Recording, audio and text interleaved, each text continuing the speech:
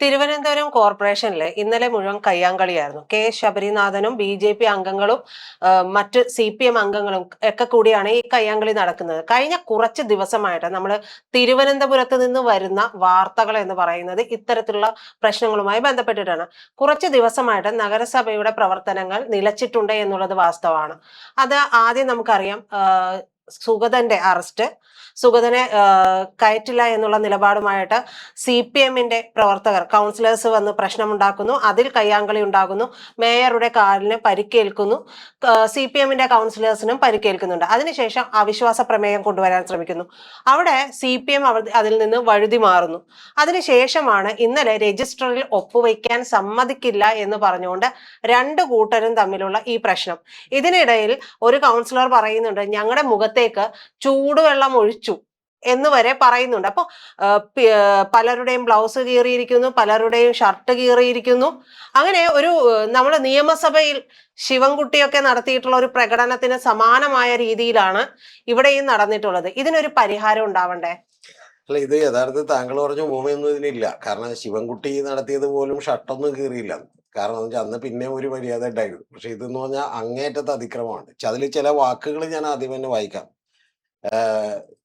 കോൺഗ്രസിന്റെ parliamentary party leader ആയിട്ടുള്ള പഴയ G കാർത്തികേയന്റെ മകനായിട്ടുള്ള കെ ശബരിനാഥൻ അദ്ദേഹം അവിടുത്തെ വിദ്യാഭ്യാസ സ്റ്റാൻഡിംഗ് കമ്മിറ്റി ചെയർപേഴ്സൺ ഉണ്ട്. അദ്ദേഹത്തിന്റെ പേര് ചെമ്പഴന്തി ഉദയൻ എന്നാണ്. അദ്ദേഹം മണ്ണന്തല വാർഡ് കൗൺസിലറാണ്. ഈ മണ്ണന്തല എന്നൊക്കെ പറയുമ്പോൾ സുരാജ് വഞ്ഞാറോടൊക്കെ പണ്ട് അവതരിപ്പിച്ചിരുന്ന മണ്ണന്തല അക്കരെ നമ്മൾ ഓർക്കുന്നത് നല്ലതായിരിക്കും. അപ്പൊ അത്തരത്തിലുള്ള കൗൺസിലറാണ്. അപ്പൊ അദ്ദേഹത്തെ കുറിച്ച് പറയുന്നത് ഒരു തേർഡ് റേറ്റ് എംബോക്കിയാണെന്ന് പറഞ്ഞു. അദ്ദേഹമാണ് ഇന്നലെ ഷട്ടക്കൂരി അവിടെ നിന്നേച്ചത്. ഷട്ടക്കൂരി കഴിഞ്ഞിട്ട് അദ്ദേഹം പറയുന്നുണ്ട്, നീ എത്ര പോലീസ് സംരക്ഷണം ഉണ്ടെങ്കിലും എന്ന് പറയുന്നുണ്ട്. എന്ന് പറഞ്ഞാൽ അതിന്റെ ഉദ്ദേശം എത്ര പോലീസ് സംരക്ഷണം ഉണ്ടെങ്കിലും അതിനെ മറികടന്ന് ആക്രമിക്കും എന്നുള്ളതാണ്. ആരാ? ശബരിനാഥിനെയാണ്, ഇനി വേറെ ആരെങ്കിലും ആണെന്ന് നമുക്കറിയില്ല. ഇതൊരു അഭിപ്രായമുണ്ട്. ഇനി അടുത്തത് ശബരിനാഥിന്റെ അടുത്തൊരു അഭിപ്രായം എന്ന് പറഞ്ഞാൽ ചെമ്പഴന്തി ഉദയൻ ഇവനൊക്കെയാണ് ഈ കൊച്ചു പിള്ളേരെ ഇനി വിദ്യാഭ്യാസം പഠിപ്പിക്കാൻ പോണത്. അവനാണ് വിദ്യാഭ്യാസ സ്റ്റാൻഡിംഗ് കമ്മിറ്റി ചെയർമാൻ. അമ്മയുടെ പ്രായമുള്ള സ്ത്രീകളെയാണ് അവൻ കൈവച്ചതെന്നാണ് പറഞ്ഞത്. ഒരു കോർപ്പറേഷൻ കൗൺസിലിൽ നടക്കുന്ന വർത്താനവും പണിയാണ് ഈ പറഞ്ഞത്. ഇനി ഇതെല്ലാം ആർക്ക് വേണ്ടിയാണെന്നുള്ളതാണ് അടുത്ത പ്രശ്നം. എല്ലാം പ്രിയപ്പെട്ട സുഗതന് വേണ്ടിയാണ്. സുഗതൻ എന്ന് പറയുന്നത് വളരെ ഗംഭീരനായിട്ടുള്ള ഒരു മനുഷ്യനാണ്. അദ്ദേഹം ഈ വാഴോട്ടുകോണം വാർഡിലെ കൗൺസിലറാണ്. അദ്ദേഹത്തിന്റെ പേരിൽ കാപ്പ ചുമത്തിയാണ് ഇപ്പൊ ഇട്ടേക്കണം. പ്രിയപ്പെട്ട പ്രേക്ഷകർ അറിയണുണ്ടോ, ഒരു കേസിന് അറസ്റ്റിലായ ആളല്ല സുഗതൻ. സുഗതൻ വീരനാണ്, വില്ലാളി വീരൻ. അദ്ദേഹം 19 കേസാണ് പുള്ളിയുടെ പേരിലുള്ളത്. അതിൽ ഒരു കേസ് മാത്രമേ രാഷ്ട്രീയ പ്രേരിതമായിട്ടുള്ളൂ. ബാക്കി 18 കേസും പുള്ളി കാണിച്ചേക്കുന്ന വേഷം കെട്ടുകളുടെ ഭാഗമായിട്ട് ഉണ്ടായിട്ടുള്ളതാണ്. അതിൽ 5 എണ്ണം തന്നെ കൊലപാതക ശ്രമമാണ്. അപ്പൊ അത്തരത്തിലുള്ള സുഗതൻ എവിടെ പോയി കിടക്കുന്നു? ഇതിന്റെ അടിസ്ഥാനപരമായ കാര്യം എന്താ? യഥാർത്ഥത്തിൽ സുഗതനടക്കം 50 പേരെ BJPക്ക് കൗൺസിലേഴ്സ് ആയിട്ട് അവിടെ ഉള്ളൂ. ഒരാള് രാധാകൃഷ്ണൻ എന്ന് പറയുന്ന ഒരാളാണ്. ഈ രാധാകൃഷ്ണൻ ആരാന്ന് വെച്ചാൽ പഴയ പ്രസ് ക്ലബിന്റെ ഒക്കെ ഭാരവാഹിയാണ്. തിരുവനന്തപുരം പ്രസ് ക്ലബിന്റെ സ്വതന്ത്രനാണ്. അപ്പൊ അദ്ദേഹത്തിന്റെ കൂടി പിന്തുണയിലാണ് ഇവര് ഭരിച്ചുകൊണ്ടിരിക്കുന്നത്. ആ ഭരിച്ചുകൊണ്ടിരിക്കുന്നത് ഇപ്പൊ സുഗതൻ അങ്ങാട് ഇതായി പോയാൽ, ഇത് സുഗതന്റെ അയോഗ്യനാക്കപ്പെട്ടാൽ, കാരണം 2 കൗൺസിൽ യോഗത്തിൽ ഇതുവരെ സുഗതൻ പങ്കെടുത്തിട്ടില്ല. 3 കൗൺസിൽ യോഗത്തിൽ തുടർച്ചയായി പങ്കെടുത്തില്ലെങ്കിൽ പിന്നെ സുഗതൻ ഔട്ടാണ്. അപ്പൊ 3ാമത്തെ കൗൺസിൽ യോഗമാണോ അല്ലെന്ന് തീരുമാനിക്കാനായിട്ട് ഒറ്റ കാര്യമുള്ളൂ. എന്താ ഉള്ളത്? ഈ പറയുന്ന രജിസ്റ്ററാണ് ഉള്ളത്. അപ്പൊ ആ രജിസ്റ്ററിൽ ഇന്നലെ ആ രജിസ്റ്റർ വെച്ചിട്ടാണ് യഥാർത്ഥത്തിൽ ഇന്നലെ ശബരിനാഥ് ഒപ്പിടാൻ പോകുന്നു, ഞങ്ങളെല്ലാം ഒപ്പിടാൻ പോകുന്നു എന്ന് കാണുമ്പോൾ BJPക്കാർ ചുമ്മാ തള്ളിയിട്ടൊന്നും കാര്യമില്ല. ഈ പറയുന്ന ചെമ്പഴന്തി ഉദയൻ അവിടെ ചാടി വീണ് ആ രജിസ്റ്റർ മേടിച്ച് ഞങ്ങൾക്ക് ആർക്കും ഒപ്പിടണ്ടേ എന്ന് ചോദിച്ചുകൊണ്ട് പോവാണ്. ഇത് കഴിഞ്ഞിട്ടാണെങ്കിലും ഇനി കൗൺസിൽ യോഗം കഴിഞ്ഞിട്ടാണെങ്കിലും ഒപ്പിടാവുന്നേ ഉള്ളൂ. അപ്പൊ ഇതൊക്കെ ശരിക്കും പറഞ്ഞാൽ അവിടെയുള്ള ഒരു നാടകമായിട്ട് വേണം നമ്മൾ കണക്കൂട്ടാൻ. ഇതൊക്കെ വെറും വൃത്തികെട്ട നാടകമാണ്. ഇതിന് തൊട്ടു മുമ്പുള്ള സംഭവം നമുക്കറിയാലോ. CPM-ന്റെ ആളുകൾ അവിടെ ഇരിക്കുമ്പോൾ മേയർ ഇതുപോലെ ഇടയിൽ കൂടി കയറി ചെല്ലുകയും എന്നിട്ട് കാല് വയ്യാന്ന് തോന്നി കിടക്കുകയൊക്കെ ചെയ്തു. അവരെല്ലാരും കൂടി 4 പേര് ഹോസ്പിറ്റലിലായിരുന്നു. അവരെ ആംബുലൻസിൽ ഇന്നലെ ഇങ്ങോട്ട് തിരികെ എത്തിച്ചുള്ളു ഈ കൗൺസിൽ യോഗം കൂടെ. അപ്പോഴാണ് ഈ പ്രശ്നം. അപ്പൊ എത്രമാത്രം അലംഭാവത്തോടെയാണ് ഈ കാര്യങ്ങൾ നടക്കുന്നത് നിങ്ങൾ ആലോചിക്കണം. ഒറ്റ കാര്യമുള്ളൂ, ഭരണം നിലനിർത്താനുള്ള ഒരു ചക്കളത്തി പോരാട്ടമാണ്. എന്റെ വിശ്വാസം എന്ന് പറയുന്നത് കോൺഗ്രസ് ഈ ഡ്രാമക്ക് കൂട്ടുന്നത് പോലെ എനിക്ക് സംശയമുണ്ട്. കാരണം എന്ന് വെച്ചാൽ ഇപ്പൊ രജിസ്റ്റർ എല്ലാം കയറി കളഞ്ഞു, ബാക്കിയുള്ളതെല്ലാം കയറി കളഞ്ഞു. ഇപ്പൊ ശരിക്കും പറഞ്ഞിട്ടുണ്ടെങ്കിൽ കൗൺസിൽ യോഗം നടന്നു, എത്ര പേര് വന്നു എന്താണെന്നുള്ളതിന് രേഖയില്ലെന്ന് വേണമെങ്കിൽ ആക്കാനുള്ള ഒരു വഴിയാണ്. ഇനി അടുത്തൊരു കാര്യം അതെന്താന്ന് വെച്ചിട്ടുണ്ടെങ്കിൽ ഈ ഈ പറയുന്ന CPM-ന്റെ ആളുകൾ വലിയ പ്രക്ഷോഭത്തിലാണ്, അവരിപ്പോഴും അവിടെ സമരം ചെയ്തുകൊണ്ടിരിക്കുകയാണ്. ഈ പറയുന്ന നമ്മുടെ കോൺഗ്രസിന്റെ ആളുകൾ, അവർക്ക് 10 പേരെന്നുണ്ടായത് 20 പേരാ. ഈ 20 പേരാക്കിയതിൽ തന്നെ പല ചില സംശയങ്ങളുണ്ട്. ഇത് യഥാർത്ഥത്തിൽ ഇപ്പോൾ ഒരൊറ്റയാളെ സഹായിക്കുള്ളൂ, BJP-നെ സഹായിക്കും. BJP-നെ സഹായിക്കുമെന്ന് പറഞ്ഞാൽ അവിടെ പ്രധാനപ്പെട്ട ഒരു കാര്യം കൂടെ ഉള്ളത്, ഇന്നലെ 400-500 അജണ്ടകളാണ് ഉണ്ടായിട്ടുള്ളത്. അതായത് ഒരു മണിക്കൂറിൽ, ഇന്നലത്തെ അവിടുത്തെ ഒരു കൗൺസിലറായിട്ട് ഞാൻ സംസാരിച്ചു. പുള്ളി പറയണത്, എൻ്റെ പൊന്നു സാറേ, 1 മിനിറ്റ് കൊണ്ട് ഒരു അജണ്ട, അതായത് ഒരു അജണ്ട പാസ്സാക്കാൻ വേണ്ടി ചർച്ച ചെയ്യണമല്ലോ, ചർച്ച ചെയ്യണമെങ്കിൽ 1 മിനിറ്റ് കൊണ്ട് ഒരു അജണ്ട ചർച്ച ചെയ്താൽ രാത്രി 12:30-1 മണിക്ക് കൗൺസിൽ യോഗം തീരുള്ളൂ. അപ്പൊ ഇതിന്റെയൊക്കെ കാര്യം എന്ന് വെച്ചാൽ മാക്സിമം അജണ്ട അങ്ങോട്ട് ഇപ്പൊ പാസ്സാക്കണേണ്. കാരണം എന്താണെന്നറിയോ, ഇനിയൊരു കൗൺസിൽ യോഗം വിളിക്കേണ്ടി വരരുത്. ഈ വേഷം കെട്ടൊക്കെ കാണിച്ചിട്ട് നമ്മുടെ മാധ്യമങ്ങൾ മുഴുവൻ പറഞ്ഞുകൊണ്ടിരിക്കുന്നത്, ചില ആളുകൾ ഈ കേരളത്തിലെ ഏറ്റവും റീച്ചുള്ള യൂട്യൂബ് ചാനലൊക്കെ പറഞ്ഞിട്ടുണ്ടെങ്കിൽ ഗംഭീര ഭരണമാണ്, തകർത്തു, സൂപ്പറാണ്. ഈ പറയുന്ന ആളുകളൊക്കെ സൂപ്പറാണെന്ന് പറഞ്ഞുകൊണ്ടിരിക്കുന്നത്.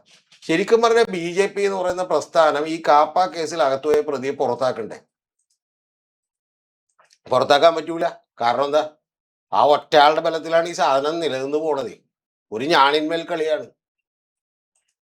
പിന്നെ രാജേഷ് സൂപ്പറാണ്ട, മറ്റേ മാസാണ്ട എന്നൊക്കെ പറഞ്ഞുള്ള BJP ഇട്ട് യഥാർത്ഥത്തിൽ അവിടെ നിന്ന് സംഭവിച്ചുകൊണ്ടിരിക്കുന്നത്, അവിടെ പനി പടർന്നുകൊണ്ടിരിക്കുകയാണ്. മഴക്കാലപൂർവ്വ ശുചീകരണങ്ങൾ നടന്നിട്ടില്ല. അവിടെ വെള്ളപ്പൊക്കം ഉണ്ടായിക്കൊണ്ടിരിക്കുകയാണ്. ഇത്തരത്തിൽ നിരവധി കാര്യങ്ങൾ ഉണ്ടായിക്കൊണ്ടിരിക്കുകയാണ്. പിന്നെ ഈ കൗൺസിൽ എങ്ങനെ തുടങ്ങിയെന്ന് അറിയാമോ? ഇത് സത്യത്തിൽ പ്രകോപനം ഉണ്ടാക്കാൻ വേണ്ടി BJP മനഃപൂർവ്വം തുടങ്ങിയ ഒരു പരിപാടിയാണ്. അതിലേക്ക് ഞാൻ വിചാരിക്കുന്ന ഒരു കാര്യം, എൻ്റെ ചെറിയൊരു തോന്നൽ എന്ന് പറഞ്ഞാൽ, അതിലേക്ക് കോൺഗ്രസ് മനഃപൂർവ്വം ചെന്ന് കയറി കൊടുത്തേക്കണേണ്. അതെന്താന്ന് വെച്ചിട്ടുണ്ടെങ്കിൽ, അപ്പൊ മറ്റേ ഇതൊക്കെ നടക്കുകയും ചെയ്യും, BJP-യുടെ കാര്യങ്ങൾ നടക്കുകയും ചെയ്യും, ഉറപ്പായിട്ടും എന്ത് ചെയ്യാം, തുടർന്ന് ഭരിക്കാം, അവർക്ക് പ്രശ്നമില്ല. അപ്പൊ UDF-ന്റെ ആഗ്രഹം അതായിരിക്കില്ലേ, ഇത് താഴെ പോണെന്നായിരിക്കില്ല? ഇത് താഴെ പോണെന്ന് അവർക്കൊരു ആഗ്രഹമില്ല. നിങ്ങൾക്ക് ഇത് സാധാരണ ഇടത്തിന് മനസ്സിലാകട്ടെ. താഴെ പോണെന്ന് ആഗ്രഹം ഉണ്ടെങ്കിൽ എന്ത് ചെയ്യണം? ഇത്തരം പ്രകോപനങ്ങളിലേക്ക് അവരെ ഒന്ന് പെടരുത്, വേണ്ടേ? അവർ ശരിക്കും പറഞ്ഞിട്ടുണ്ടെങ്കിൽ അവിടെ ഒരു അവിശ്വാസ പ്രമേയം അവർ കൊണ്ടുവന്നു, അവർക്കത് കൊണ്ടുവരാൻ കഴിയില്ല. കാരണം 34 പേരുണ്ടെങ്കിൽ അവിശ്വാസ പ്രമേയം 1/3 ആളുകൾ വേണം അതിനകത്ത്. അത് അവരവിടെ നിന്ന് കൊണ്ടുവരും. അവർ CPM-ആയിട്ട് സംസാരിക്കണ്ടേ? അപ്പൊ ഇതൊന്നും CPM വരില്ലല്ലോ.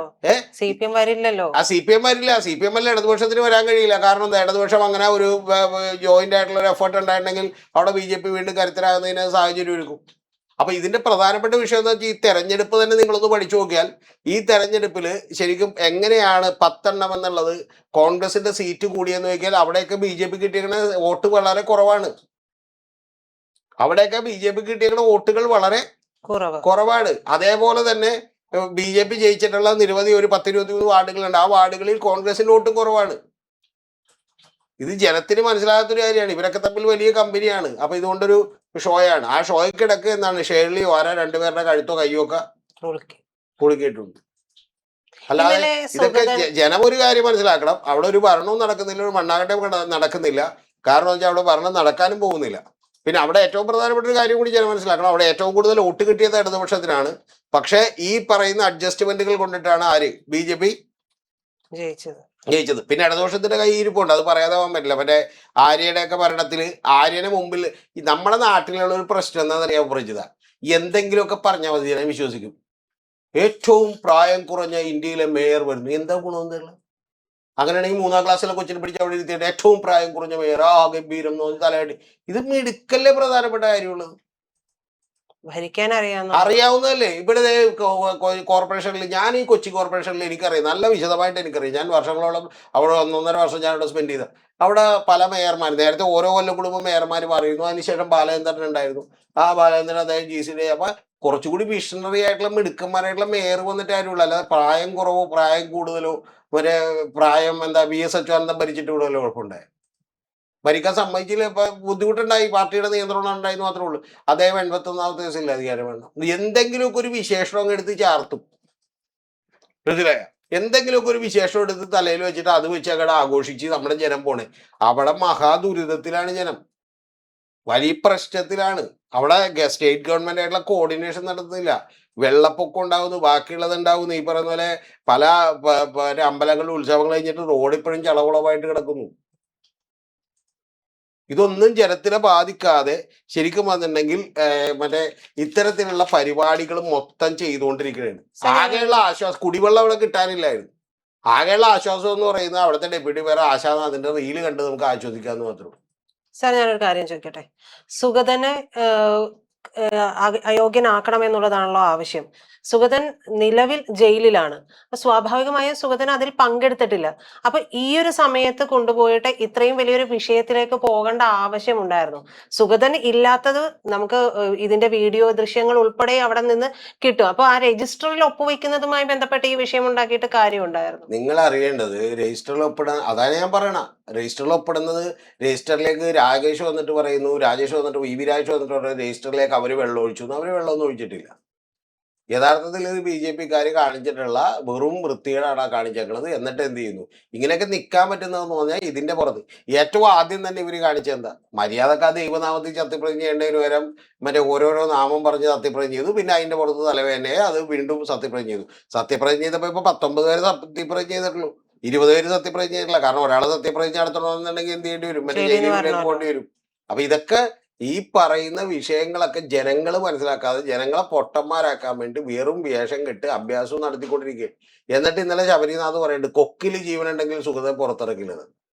അതെങ്ങനെ പറയാൻ? എനിക്കറിയില്ല. ഇനി കൊക്ക് എവിടെയാണ്, കൊക്കിന്റെ ജീവനുണ്ടോ എന്താണെന്നൊന്നും നമുക്ക് എന്ത് ചെയ്യാൻ പാടില്ല.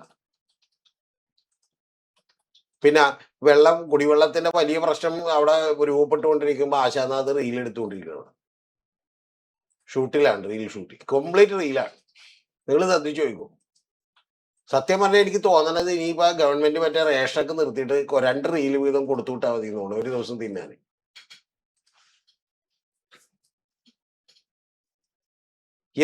നമ്മുടെ ഇവിടെ പാർട്ടി അന്ധത ബാധിച്ചിരിക്കണം. ഈ സാധാരണക്കാരെ സത്യം പറഞ്ഞാൽ BJP-യുടെ ഉള്ളിൽ നിന്ന് വരണ്ടേ? നിങ്ങൾ ഇങ്ങനെ വേഷം കെട്ട് കാണിച്ച് ഭരിച്ചാൽ പോരാ. ഇത് എന്ത് ചെയ്യണ്ടേ? പ്രോപ്പറായിട്ടുള്ള കാര്യം ചെയ്യണ്ടേന്ന് പറയണ്ടേ? ഇല്ലെങ്കിൽ അവിടെ വേറെ കുറച്ച് ആളുകളുണ്ട്, അവരെ കൂടെ പിടിച്ച് എന്ത് ചെയ്യും? ഒരാളെ 2 ആളെ എന്ത് ചെയ്യാൻ നോക്ക്, മേടിച്ച് ഭരിക്കാൻ നോക്ക്, കുഴപ്പമില്ല. ഭരണം നടക്കണ്ട ഏറ്റവും കുറഞ്ഞ പക്ഷം. ഒരു കൗൺസിലിലേക്ക് 400-500 അജണ്ട കൊണ്ടുവന്നു. ഒന്ന് ആലോചിച്ച് നോക്കി. കൗൺസിൽ കൂടുന്നതിന്റെ ഒരു ഉദ്ദേശം ഉണ്ടല്ലോ. എന്തായിരിക്കും ഉദ്ദേശം? ഒരു കാര്യം കൊണ്ടുവരുന്നു, അതെല്ലാവരും ചർച്ച ചെയ്യുന്നു, എന്നിട്ട് എന്ത് ചെയ്യുന്നു? അവരുടെ അഭിപ്രായങ്ങൾ എടുക്കുന്നു. അതിനാണല്ലോ ഒരു പരിഗണന എന്ന് പറയുന്നത്. അല്ലാതെ നാളെ പാർലമെന്റിലേക്ക് ഒന്ന് ആലോചിക്കുക, 540 പേരുടെ കോട്ട് ഒരു 10,000 അജണ്ട കൊണ്ടുവന്നിട്ട് എന്ത് ചെയ്യുന്നു? ഒറ്റ ദിവസം കൊണ്ട് പാസ്സാക്കുന്നത്. പിന്നെ ചർച്ചയില്ല, പിന്നെ പാർലമെന്റിന് സാങ്ക്ടിറ്റി ഇല്ല. അതുപോലെ തന്നെയല്ലേ കൗൺസിൽ. 101 പേര് 1 മിനിറ്റ് വീതം കൊടുത്തിട്ടുണ്ടെങ്കിൽ 1.5 മണിക്കൂർ കഴിയൂലേ? 1 മണിക്കൂർ 40 മിനിറ്റ് കഴിയൂലേ? പോട്ടെ, സുഗതനകത്താണ്, അപ്പൊ 100 ഗുണക്കൂട്ടിയത് എത്ര സമയം മിനിറ്റ് എടുക്കും? അപ്പൊ ഇത് യഥാർത്ഥത്തില് അവിടെ ജനം മനസ്സിലാക്കേണ്ട ഒരു കാര്യമാണ്. അവിടെ എന്താണ് സംഭവിച്ചത്, ഞങ്ങൾക്ക് പറ്റിയ മിസ്റ്റേക്ക് എന്താണെന്നുള്ളത് ജനം ഒന്ന് തിരിച്ചറിഞ്ഞാൽ കൊള്ളാം. എന്തൊക്കെയാണ് ഒരു കൗൺസിൽ യോഗത്തിൽ നടക്കണേന്ന് നിങ്ങളൊന്ന് ആലോചിച്ച് നോക്കി.